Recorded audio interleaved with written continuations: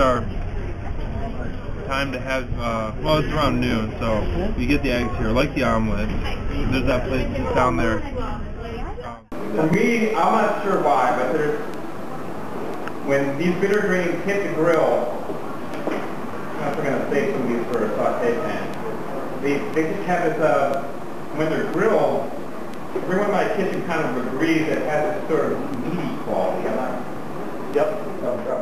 Good place to check out produce is the farmer's market. Obviously, it's a very popular market on Saturdays and Tuesdays. It's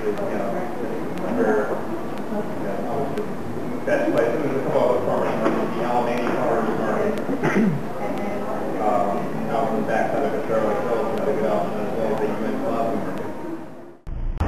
You know, there have been a lot of really strange kinds of attacks on Obama out of Hillary's supporters, and of course when Hillary says that it took Lyndon Johnson to pass the Civil Rights Act, yeah, you know, there was a lot of concern that she was minimizing the role of Martin Luther King in that struggle, and that doesn't make her look good going into South Carolina. I think she realized that and tried to start backing off, but some of the tactics used were pretty nasty, and even if she doesn't have total control over her subordinates, the tone they set is very telling, I think. Now, we had another issue about race with Republican candidate Ron Paul. The New Republic had an article called Angry White Man about newsletters that used Ron Paul's name that were sent out for a long period from the late 70s through the 80s and 90s and into this decade, and I guess they were sent out while he was in Congress and while he was practicing as a physician. And it's very shady that Ron Paul had such racist, such kind of pedestrian racist diatribe material on his website, and I mean his newsletter actually, and people can make whatever decision they want. I mean, the guy, and I mentioned this on one of my blogs, you know, before this article came out about Ron Paul. The guy finds reasons to oppose the 1964 Civil Rights Act. Now, at the very least, Democrats are arguing about who deserves credit for it.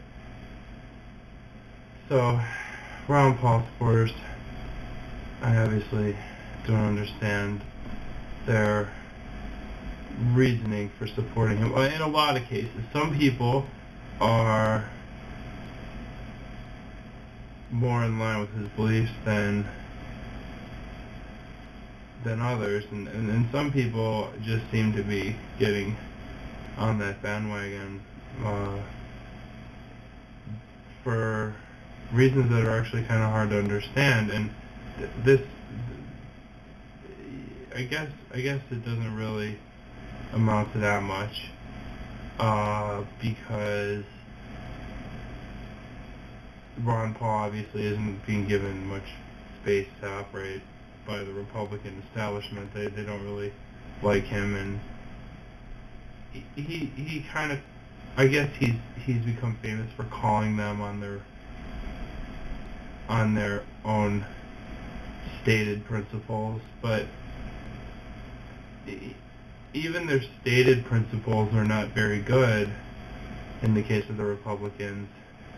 Their actual maneuvers while they're in power, their real actions, they're worse than their stated promises and claimed ideology, but that doesn't really get you. It's definitely seemed like the establishment is backing Hillary. We saw that with the New York Times endorsements just coming out. And I think they endorsed John McCain too. So there you go, establishment picks. New York Observer, they picked Barack Obama. So I'm going to go with that.